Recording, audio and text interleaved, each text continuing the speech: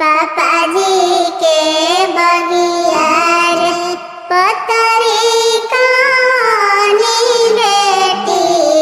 हाथ ले ले डलौआ गे माई फूल लोढ़े चलली कानी बेटी पापा जी के बगिया रे माई फूल लोढ़े चलली कानी एक गुर देला मरल दुल्हवा दूसर गुर देला मरला हो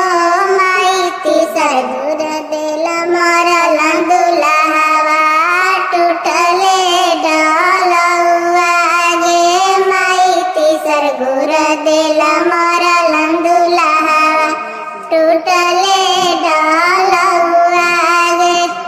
रोवेली कानी बेटी लट धोनी के सिया गे माई पापा के पोसल का सुगवा प्रभु जी उड़वला गे माई पापा के पोसल